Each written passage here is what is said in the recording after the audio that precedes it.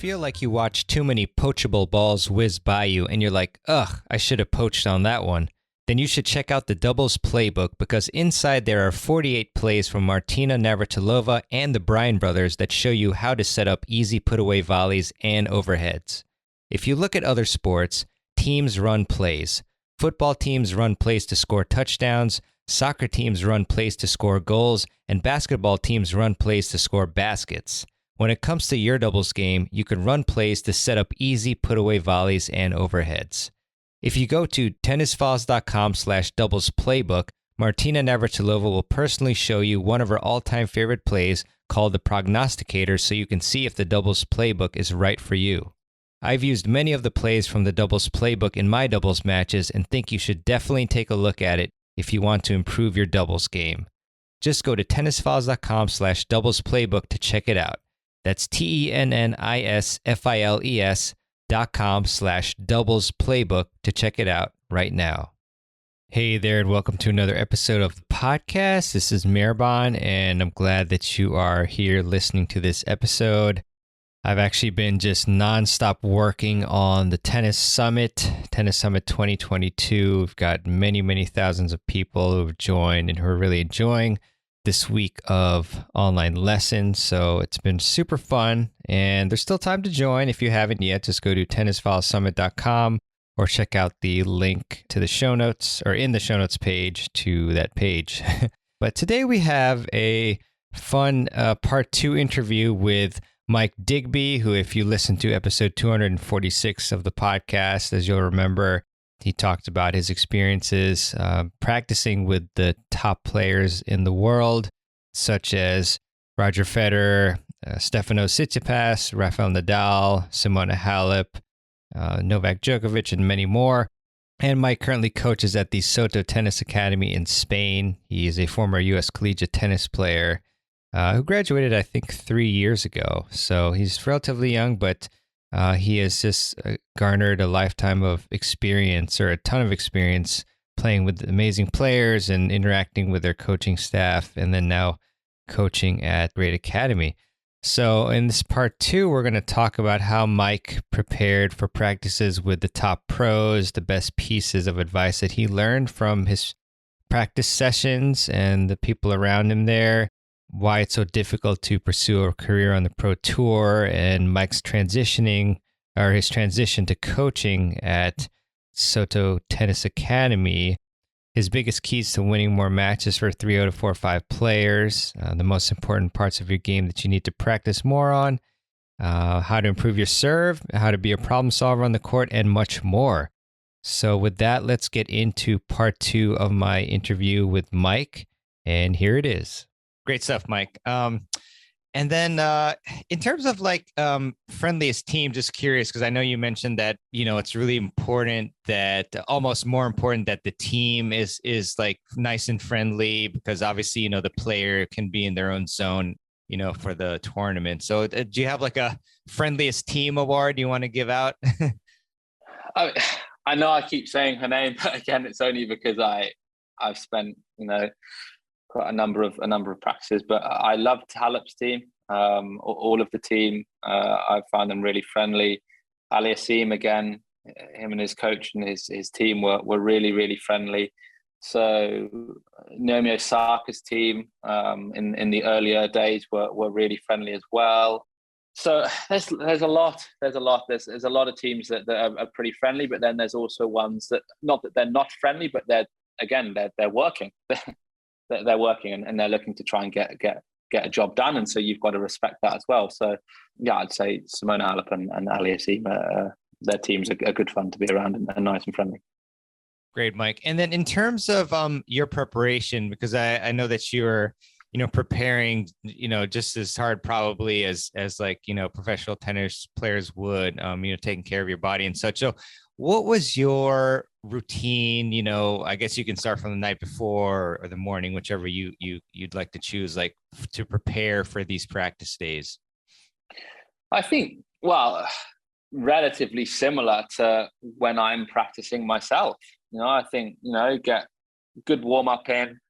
I think if I know the team, so later down the line, if I knew the team, I knew the player, I'd often go up to them in the morning, see how they're doing, like, and just have a general chat and see what's going on, what they wanted to do in the practice, anything in particular that they wanted from me, more so again with the teams that I knew pretty well. But yeah, just the big thing is, and I think that's the biggest thing to make you feel comfortable, especially at these big events, know what court you're practicing on, be there early, and expect quite a few people to watch, especially when you're with these players. And for me, if I was preempted all those things, and I was fine. Like, I was absolutely fine. I remember there was one time where I was practicing with Halep on Arthur Ashe at the US Open, when she actually played, I warmed her up when she played Taylor Townsend in the second round, when she actually lost in 3, I think, Halep. And again, it was my first practice on Ashe that trip. And the best thing I did was get there half an hour early and just sit for 5-10 minutes, just taking in the atmosphere with all the media. And I just sat on in the stands for just 5 minutes, just to kind of take it all in. And then I went and did my warm up and everything. So then when I came out, it wasn't all of a sudden, oh my God, wow. Like, it was amazing. It was an unbelievable experience. But I also felt like, because I was there earlier, it didn't faze me as much. So I'd say preparation is more so with dealing with the environment more so than the actual physical warm up. Got it, Mike. Yeah, that's very interesting and very important to note. Definitely, if, like, for example, like when I have a USTA match, if I like arrive there like a minute before, and it's definitely not as comfortable as if you get there early and you're able to do your dynamic warm up and such. And I guess, speaking of which, like, how about yourself? Like, did you do like foam rolling and dynamic warm ups, and like, what was your warm up like physically? Yeah, I think I'd foam roll, I'd stretch, I'd do very similar stuff, a lot of the TheraBand stuff for half an hour or so beforehand. I only did this not because I was the hitting partner, but I used this a lot when I played. I after would always have an ice bath, because a lot of the time when you play and you practice at these events, it's summer wherever. So I was in Australia this year, and it's obviously their summer, and then I come back here in Spain, and it's now coming up summer, so it's hot. Most of these places you go to are very very hot. So yeah, I always used to, as a player, have an ice bath after I played. So post match, post practice, I would always get in the ice bath, because again, you could be practicing with 2 or 3 players. It's 3-4 hours you could be practicing a day. In Wimbledon gets hot. Like, it gets really hot, and US Open incredibly humid in New York. So yeah, that's what I normally used to do post practice. Gotcha, Mike. And then kind of a random question, I guess, but when you mentioned like it being hot and such, like, I was thinking about hydration, and you see a lot of players like drinking different sport drinks or mixes or whatnot. Do you have any intel on like what any of these sports drinks are? Or do you happen to catch any like brand names or anything like that, or anything? Not so much brand names, but they had a lot of water, but a lot of electrolytes, a lot of electrolytes to replenish the fluids lost. And I know some players put salt in their drink a little bit, because again, you sweat so much, you lose so much salt. So, but yeah, every player has certain drinks that they have, and I know Andy Murray's a big one for it. He takes, again, the off-court bit with Andy is incredible. He's so detailed. I haven't really practiced with him much at all, but from what I've heard from a lot of coaches and players, that he's just incredibly detailed with everything. So yeah, he's one that hydration and fluid intake is really, really important.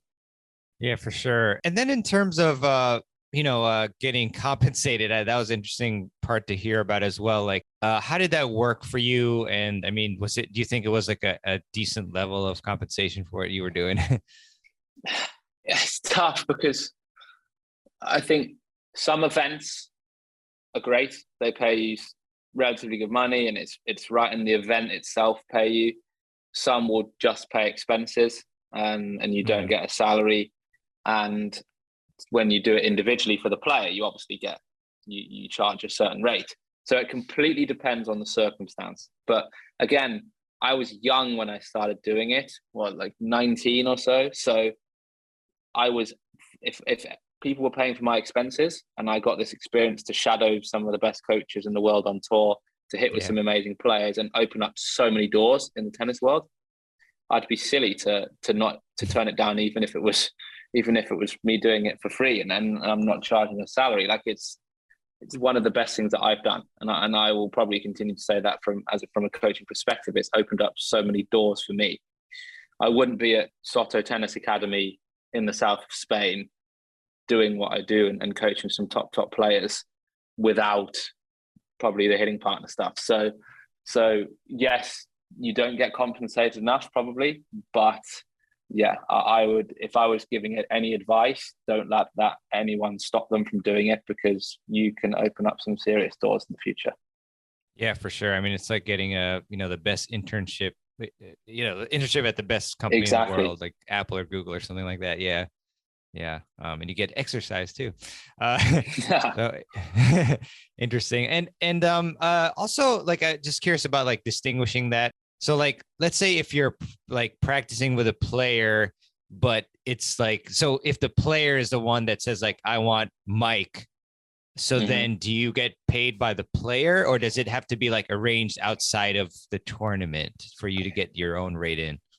Yeah. So yeah, if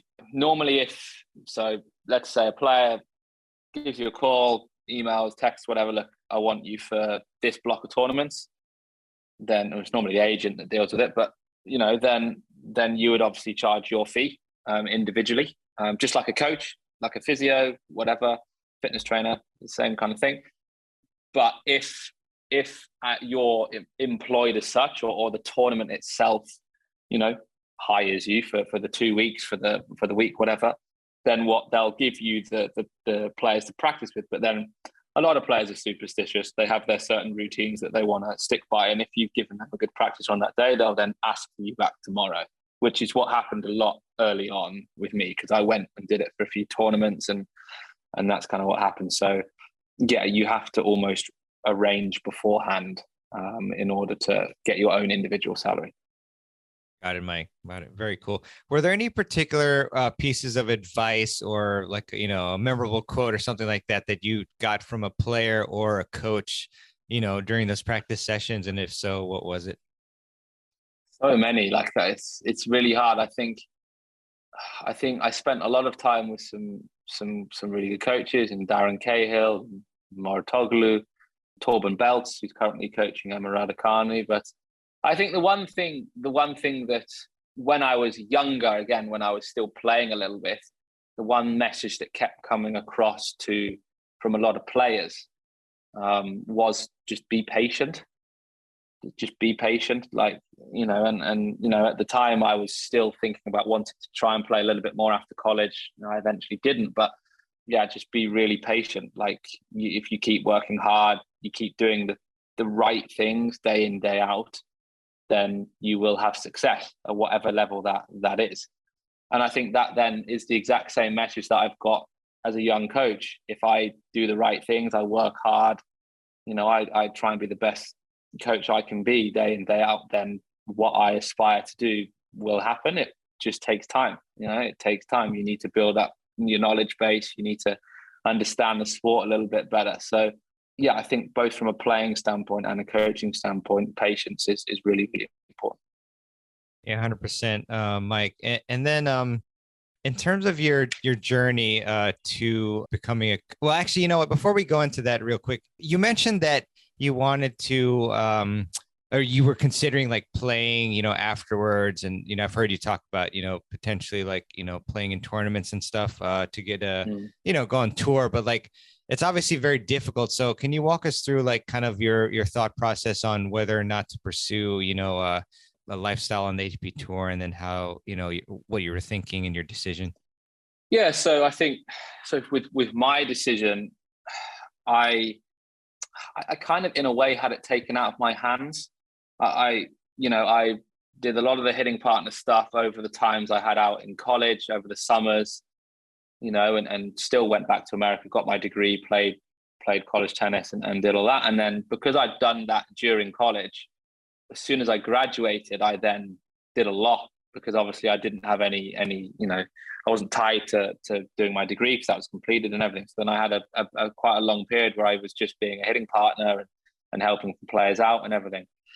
So yeah, from that point of view, it was, it was fine. But I think, like, if that hadn't happened after college, then yeah, I would have definitely wanted to play.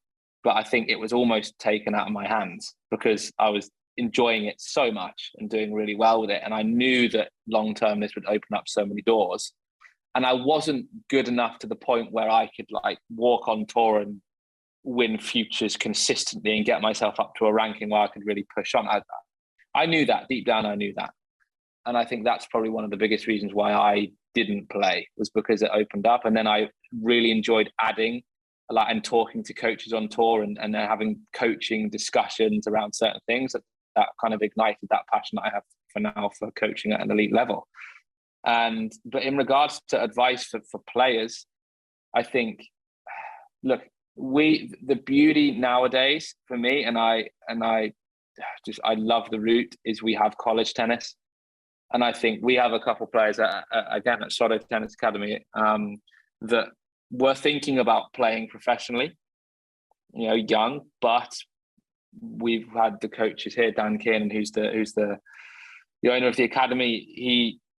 He played at Louisiana State, so he has some really good connections, and he was also a top player himself. And I think we all stress, because a few of us have gone to college, how good of a route it is. And again, it goes back to the whole idea of being patient. If you can have 4 years playing at a very, very good level, if you're a very good player at a top Division 1 school, that's only going to aid your development from a personal point of view and also from a tennis point of view. So yeah, that would be my kind of general thoughts around that. Brilliant. Thanks, Mike. And then, in terms of the transition, I guess, or actually, do you ever still are you still a practice partner at any tournaments, or have you kind of pretty much put that to the side?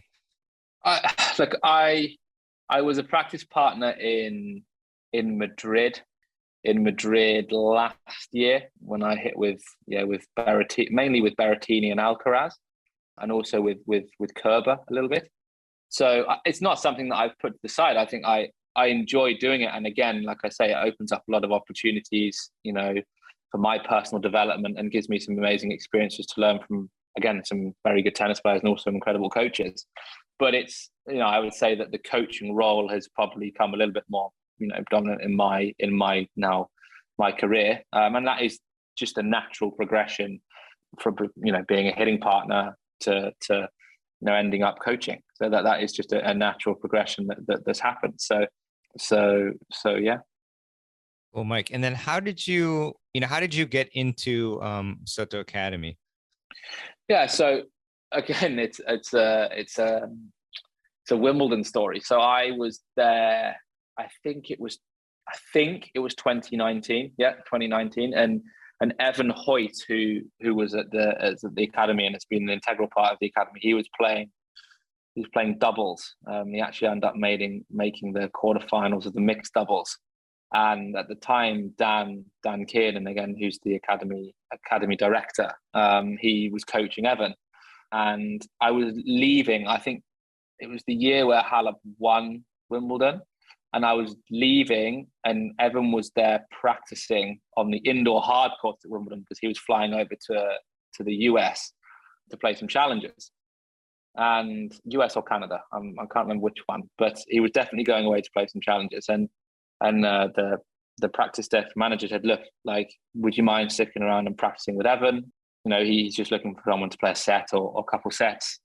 And I said, "Yeah, sure, absolutely, no problem." And I ended up doing an hour and a half, 2 hours with Evan, played some sets, and obviously got to know Dan, had a good chat with Dan. And at the time, I actually hadn't heard of the academy, but Dan sold it incredibly well, and rightly so, because it's an incredible place.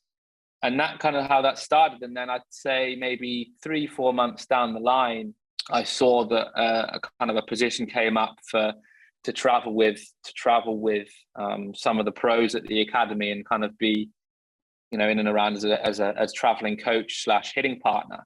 And I always realized, living in England, in Norwich especially, it's wasn't full of opportunities for me. And I did want to try and have a base where I could develop as a coach, develop as a person, and be able to live in an amazing place like the south of Spain, Soto Grande. And for me at the time, it was perfect because it gave me an opportunity to travel with some very good players that were playing on the ATP tour and ITF kind of futures tour, and also gave me a chance to learn from some incredible coaches at the academy. So that's kind of how that came about. And I've been here now for a couple of years, and I've had some incredible opportunities from the academy itself. Dan is, not just a great academy director, but a brilliant person, and has allowed me to have some really, really good opportunities and helped me out a lot, along with a lot of the coaches. Nigel Beavers to be one, Carl Mays, who's the ex-coach to Kim Clijsters, is now our performance director. A lot of coaches that have helped me out and helped my knowledge base since I've been here. Excellent, Mike. And so, what are some of the ways that you've incorporated, what you've learned, throughout your tennis experiences and playing with, the players and coaches? How have you integrated that into your coaching philosophy? So I think for me, again, I reiterate the point around keeping things simple, doing the basics really, really well. I've got 3 or 4 years experience being around these players and these coaches and understanding their day-to-day habits and understanding what they do well. So I can almost pick out certain players that I've worked with and implement it. So I'm coaching a girl at the moment that's around 150, 200 ITF. She's 16, she's tall. And I always kind of refer to her as like, she's got some Ash Barty traits and she's got some Sabalenka traits. And I've managed to be on court with Sabalenka a little bit, and I've been around Ash Barty quite a bit. So I think being able to implement what they do well into her game, I've got the experience a little bit over the last 4 years on talking to their coaches, understanding what they do well. And I can, again, rely on those coaches for information as to how they would go about certain things and try and implement that. So the biggest thing for me that I value the most is the experiences that I've had around the coaches, like I've said. That's allowed me to try and start to develop some philosophies. Look, I'm 24 years old, so I'm very young. So I wouldn't say that my philosophies are, absolutely set in stone, but it's given me a little bit of a head start to kind of be around all these coaches and understand what kind of philosophies that work for them and try and tailor that towards me. Brilliant stuff. And curious, you mentioned, traits Ash Barty and other players. Like what are you trying to implement in that particular student's game? And, what are the traits that you think that she has from Barty and I think Sabalenka? Yeah. So without going into loads of detail, obviously, just because I don't want to give too much away. If people are watching them, they're going to eventually play her. But no, she slices very well. We're trying to implement her slice into her game. And there's certain patterns on the court that we try and put in to set up the forehand. She's very powerful, the player that I coach. So being able to use the slice in order to set up the forehand. Again, being able to be really clear on her serve and ball 3 patterns. So if she's serving wide on the deuce court, where is she going with her forehand on ball 3? Again, same thing on the return. What is she looking to do off the return? Is she maybe looking to use the slice to get the ball low to then again get on the forehand? So just being able to kind of like use Ash Barty as a model to then implement her things, because obviously we know how good Ash Barty's slice is and how well she then sets up the forehand. Again, the player I coach also likes to volley. She comes forward. She's aggressive mindset, looking to be proactive. So. And again, it's very similar to Ash. So then I will often watch a lot of Ash's videos and footage on YouTube and watch how she plays, and then kind of go, actually, like you're good at that. So how can we implement that into your game, and how can we use that then as a strength to practice? Yeah, to add more bits to your game. Brilliant, Mike. And then I guess it sounds, because my question is going to be what level of players do you coach, I guess? I mean, it sounds obviously with this particular girl that she's at a very high level, but do you coach like mainly high performance, top ranked players, or do you coach like a wider variety?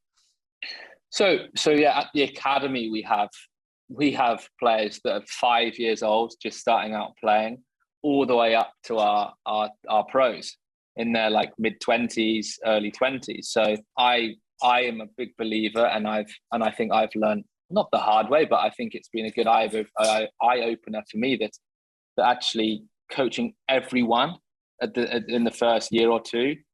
At the time, it was frustrating because I really wanted to work with the higher end, but actually I learned so much because you develop communication skills, you develop empathy, you develop how to adapt to different players and different groups. So I really value that. But now I've probably started to develop a little bit more of philosophy and kind of made certain roles my own. I now mainly coach the more performance players, and into the pro game, which is what I aspire to do. So I think I've that I haven't started out completely like that, and it's not a case of I only coach them. I help anyone. I think it's a good trait as a coach to help anyone that steps on the tennis court. But I think I would say that I've kind of migrated into that role of being more of that performance coach, especially over the last 6 to 8 months. Got it.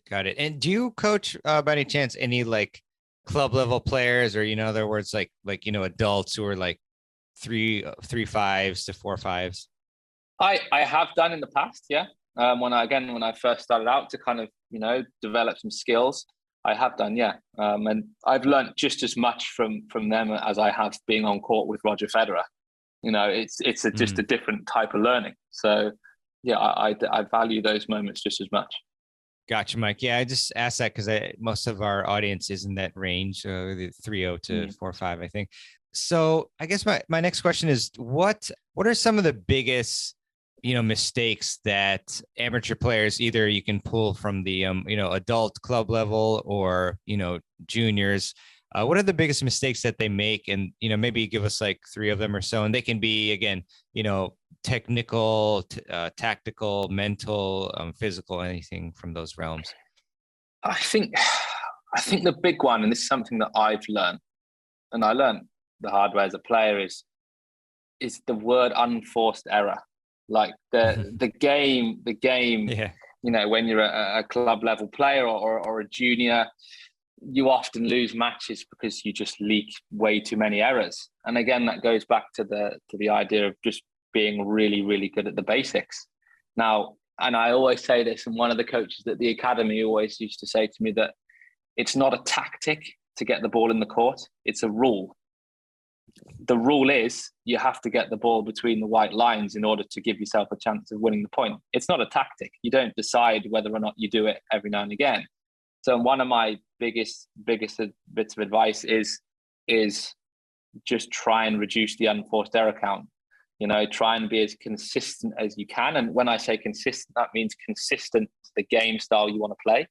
So if I'm a club level player and I love my forehand and I want to try and be a bit more aggressive because I'm a bit taller, I'm strong, then be really consistent at being able to hunt the forehand down. Or if I'm maybe, a little bit smaller and I'm a bit more scrappy and I like to stay behind the baseline, be really consistent at hitting with really good depth to keep your opponent from attacking you. So that would be my first one. I think the other one, which I also would think is something that isn't practiced enough, and that is the serve and return. And I think at the end of the day, if you can't serve and return, you can't play tennis because you can't start the point off. And I think it's something, again, that isn't practiced. We all step on the tennis court and the first thing we do is hit 50, 60, 70, 80 balls up and down the middle. Yet in a match, you would never hit 50, 60, 70, 80 balls up and down the middle. So I've often with some of the club level players that I coached before is we might do literally 2 minutes, 1 minute of hitting balls, and then we might literally go straight into 20 minutes of serving. And I even, as a player that I coach at the moment, where we sometimes haven't even hit any balls to warm up after the physical warm up, he's gone straight into implementing some volley patterns, serve and volley patterns. So I think that will be my other one. Put a lot of emphasis on trying to develop the serve and return, because if you get really good at being an effective server and returner, you're going to be very, very hard to beat. Yeah, 100%. I mean, especially the returns. I think that's really not practiced much. But yeah, the serve as well, obviously, arguably the most important shot in the game. And as far as like the serve, do you have any tips for us? Kind of a similar question, which is like maybe the top one or two, things that players need to improve upon the most on their serve technique. Yeah, so for me, there's two anchors. There's two things that I always look at when I'm trying to develop a serve. And again, I'm young, so I'm still learning daily on the technical aspects. It's the most technical shot, the serve, because it's the one that could go wrong the most, because there's so many biomechanical aspects that you have to consider. But the two things that I look for is the ball toss and then also the hip drive. So with the ball toss, are they releasing the ball at eye height? Because if you release it before eye height, the ball is going to go too far out front. If you release it above eye height, you're going to end up throwing the ball behind you. So if you can really focus on releasing the ball at eye height, you're going to have a ball toss which is pretty consistent. And then with the hip drive, how well do they get their back hip loaded to then really fire the back hip to then finish over the front hip, again, to really create that vertical drive. So those are the two things that I would look out for straight away. Now, obviously, there's lots of different aspects of the serve from a technical point of view, which is vital to be a good server. But from a club level point of view, can you really feel like that you load your back hip on the serve to create the vertical drive, and can you release the ball at eye height? Love it. Yeah, thanks. Those are really important tips that I think everybody will benefit from. Really appreciate that. And then, is there anything in your coaching philosophy? I know I asked a similar question about like your, being a practice partner and your philosophy there, but anything in your coaching philosophy or approach as well that you've changed throughout the years that, and I know you're young, but anything that you've changed that maybe other coaches might want to look out for as well? I think one thing that I've learned the hard way is just say less at times. Just say less. I think coaches are often, and again, I'm completely, guilty of this, but often just talking too much. There's certain things that actually, if we give players a chance, they figure out. So if they're missing the ball when they're looking to transition down the line, I think we're almost instantly in there to kind of like actually just give them a chance. Give them 3-4 more, see if they figure it out. Because often what I've found over the last couple of years is actually, you know what, they'll end up coming to you going, those the first few, I felt like I let the ball drop too much. I didn't take it, at the peak. Whereas the few after I figured that out, I took it earlier and got my contact point out in front, and I did a lot better. And so I haven't had to say anything. I've just observed that, and we're ready to say something if needed. But I think we've got as coaches, we often are guilty of talking way too much, and players are smart. Players are normally pretty smart, and they're switched on. Yeah, for sure. And I can't remember this is Emma Doyle or Jonathan Stokey, who I interviewed, but they mentioned like the approach of just asking the player rather than giving them all these directives, like, because then you improve like their ability to problem solve, which is what they're going to need anyway. Exactly. When they're not with the coach or not allowed to consult with the coach. I think it's brilliant. Independence. You have to, and this is in all levels of the game. I think you have to teach independence. Like, again, it goes back to my idea around tennis being like a game of chess. Like, no one else is making the move for you. You've got to be able to have lots of different tools in your toolbox, but then also be able to pick the right tool for the right job. And I think that's the one of the hardest things as a tennis player, to be able to understand what you need to do and when. But that is often taught through players figuring it out from themselves and learning from their own mistakes. Right. And how do you adjust? I mean, you mentioned like, especially in the beginning, having to coach like all these different levels. How do you adjust? Because, one of the most important things that I've heard from many coaches, and I think you mentioned too, is just like the ability to adapt to like who you're coaching rather than just having like one set, plan or way to go about things for like every single player that you have, where all have different needs. So what's a tip to being able to adapt to depending on which player you're coaching? Yeah, so a couple things, and I think one feeds into which I believe one of my key strengths, and that's again building relationships and connection with the player. You need to know your player. You need to know what they're good at. You need to know what they're not so good at. You need to know what they like. You need to know how they like to be communicated to. You need to just understand what the player needs.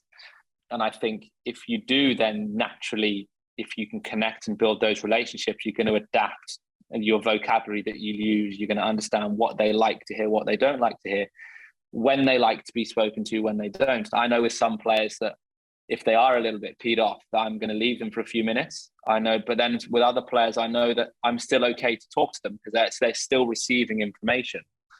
So that would be my one big one is build that relationship connection and understand what the player needs. And then my other one would be more so around know your sport. Just get really good at knowing the sport, understand what the sport entails. And this is probably more so coming at from more of a performance level, but I know I'm much better knowledgeable now at what a 16-year-old that's 150 ITF needs with the game, that particular game style, because I've watched a lot of tennis.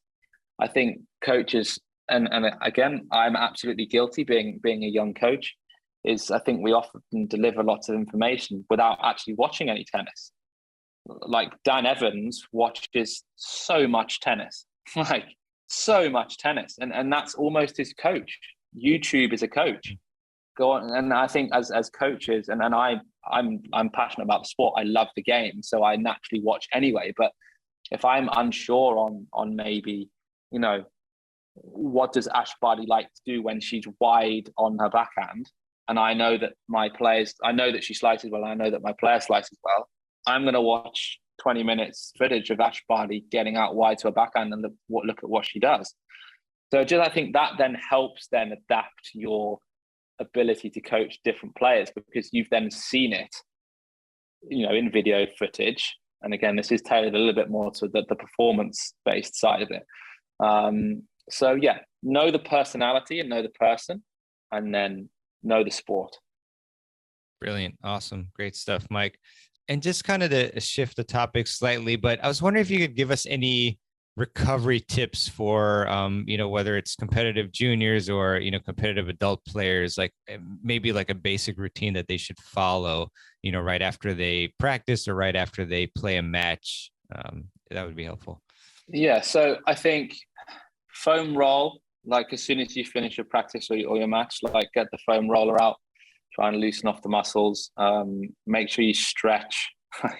Stretching is so important. Taking care of the body is vital. And there's certain areas and certain players which might be a little bit weaker. So it might be that some players naturally their left calf gets really tight or whatever it might be. So just really working on specific areas that that you're developing from a physical standpoint a little bit more. And then food is vital, like getting the right amount of food in the body, and the right food in the body is so important. Making sure that you've recovered from a physical standpoint, but then also with the food. And the biggest thing for me, which isn't done enough as tennis players, is reflect.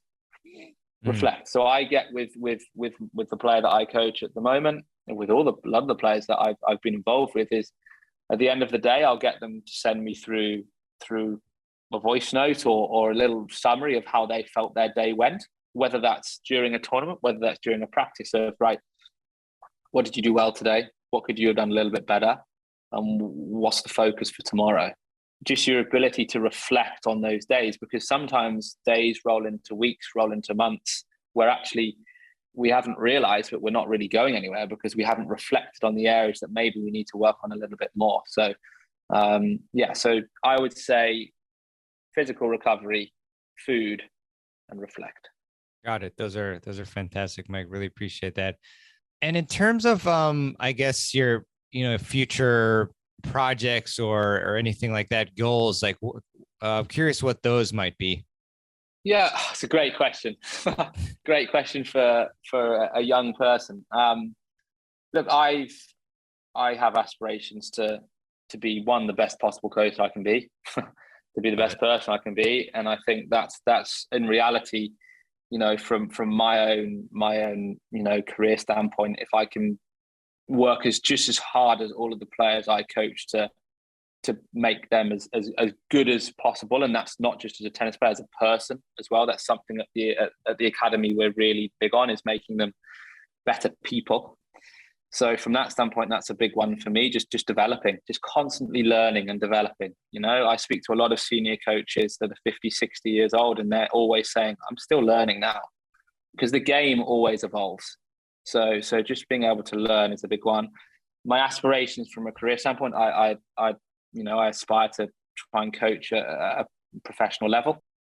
I think that's something that I've always wanted to do since I've started coaching, and something that I hold highly, and that's what I strive to do. Every player is vitally important to my development, and I thank all the players that I've coached as much as I thank all the coaches that have taught me. But I'd say my big aspiration would be to coach on the tour.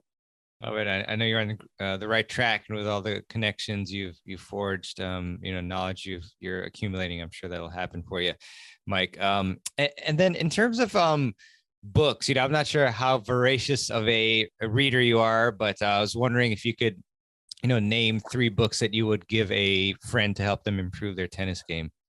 It's a great question. I have read quite a few books, so the ones that I would probably recommend would be Winning Ugly by Brad Gilbert. I think, again, we go down the competitor route, like matches, and I know I'm going more performance level here, but matches are won through being an unbelievably good competitor.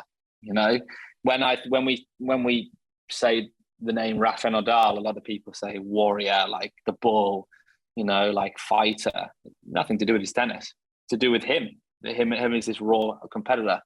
Winning Ugly by Brad Gilbert would be one. I actually think Nadal's autobiography is a really good one to read. He, as any tennis player, as a recreational tennis player, as a performance player, I think it's really, really a really interesting read, not because you learn so much about Nadal's story, but you learn about him as a person and how potentially you could implement those certain things as a player.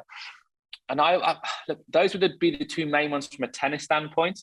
But I think that any autobiographies of any professional athletes, I think, are so vital, because they all deliver very similar messages. I've read Steven Gerrard's autobiography. Oh, yeah. I've read Johnny Wilkinson, the rugby player. I've read Eddie Hall, the weightlifter, or the World's Strongest Man. World's Strongest Man. Yeah. Got it. Yeah. Got it. Again, completely different background to Rafa Nadal, but the core of the message around the hard work, the dedication, the discipline still stands. So those would be some recommendations. Very nice. Yeah, Steven Gerrard, a great Liverpool player and current Aston Villa manager here. Just for those of you who might not know, not in football, I guess, if you're not in football, but brilliant. And I guess, let's see, I was trying to think in terms of like, next steps, like for players, like I guess in terms of like, if they want to be more consistent, because you mentioned like being more consistent, being a warrior, like I know it's, obviously we want to tell ourselves that we need to do these things, but how do you actually develop consistency? How do you develop becoming, a warrior so that you can actually really be a great competitor? I think my one big thing, and I'll go down the avenue of more of like the mental side of the game, because I think that's something that again isn't talked about enough and worked on enough. I think a lot of it is around the idea of accepting these emotions and tolerating the emotions that you feel during a match, and being able to understand and normalize frustration, anger, happiness, sadness, like all of these emotions that happen in a roller coaster in a match at any level. Like it doesn't matter whether you're a 6-year-old playing a little tournament in the park or you're Rafa Nadal playing in the final of the French Open. You're all going to experience these uncomfortable thoughts and feelings that come on board. So for me to be able to develop the mental toughness aspect, and it goes along the lines of being able to manage and accept these emotions that come on board, and then being able to then still perform feeling angry, frustrated, happy, sad, or whatever. And the best tennis players in the world are able to do that under pressure. So being able to understand which emotion you're feeling and allow that to be there, then if we're doing that, then we're most likely in the present moment. And tennis is played in the present moment. You have to be in the present moment in order to be able to be constantly thinking about what you're doing. So just having a good awareness of your thoughts and feelings, for me, develops mental toughness. Brilliant. Love that. Thanks, Mike.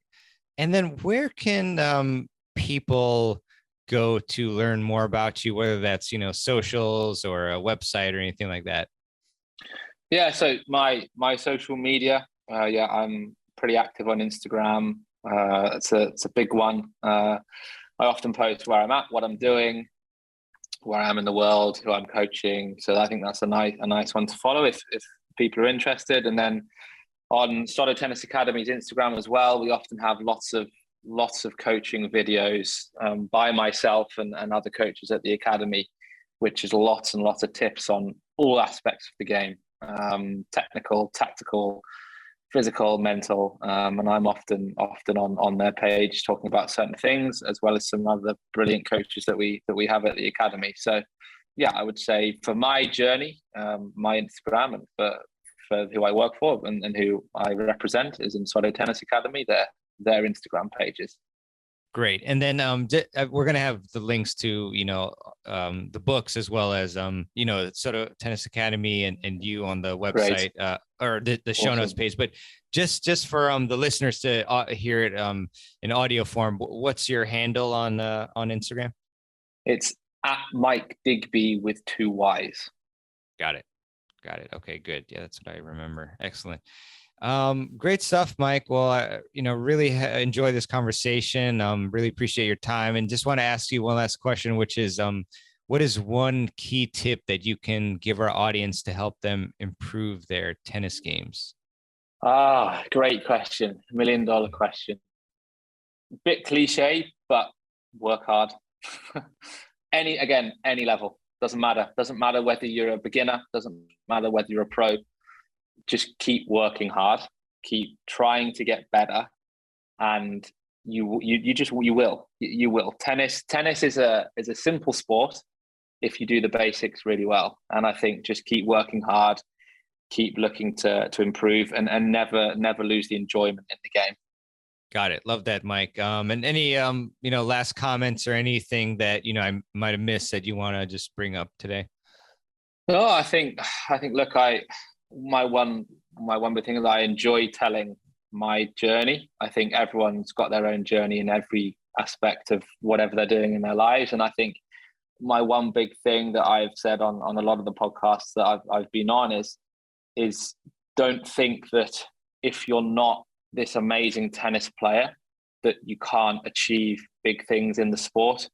I think that's the often misconception with younger players is, I'm not very good, so I'm just going to stop playing tennis. I'm going to stop. No, like the sport has so much to offer, whether that's a hitting partner, whether that's coaching, whether that's commentating, whether that's being a physio for a player, whether it's working in grassroots aspects of the sport and having a massive impact on the younger generation. I think, the sport has so much to offer. And I think my big bit of advice to all younger players is just keep working hard and keep, having fun and enjoying the sport, because yes, I haven't been a professional tennis player, but I've had some incredible opportunities to practice with some incredible tennis players and coach some, elite level players in a young career. So hopefully that can help other players that are in the same boat. Yeah, no, I love that. So lifelong sport. There's not many that you can keep playing until you're, like in your 90s, which I've seen many of them play.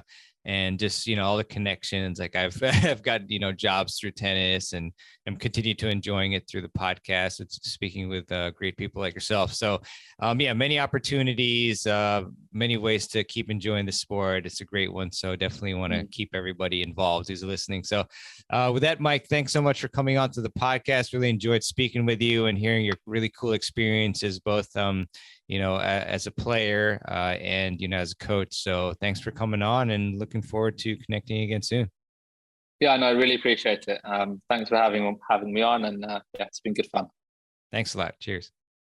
All right. I really hope that you enjoyed my interview with Mike Digby. Mike, thanks again for coming on to the show, and I'm glad that we could do a part 2 here for you all.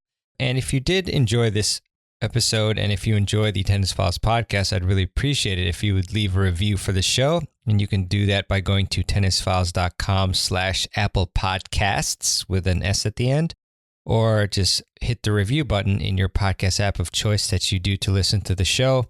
We just find that Apple Podcasts is the biggest mover of the show in terms of the rankings and exposure and whatnot. So, but I appreciate your feedback, however you can give it to me. All right, thanks for that. And I would like to leave you with a quote, as I often like to do at the end of the show. And this one is by Zig Ziglar. And Zig said, "There is no elevator to success. You have to take the stairs." What a great quote that is. So true. Thank you, Zig. And also, once again, if you're listening to this during the same week that this podcast episode came out, then go to tennisfilessummit.com or go to the show notes page and click on Tennis Summit 2022. There's still time to join and watch all the fantastic sessions for free, which is pretty sweet. And there's an upgrade option as well for lifetime access, but totally up to you. So with that, thanks so much for listening, and I will see you on the next episode of the Tennis Files podcast. This is Mirban Aranchad signing out.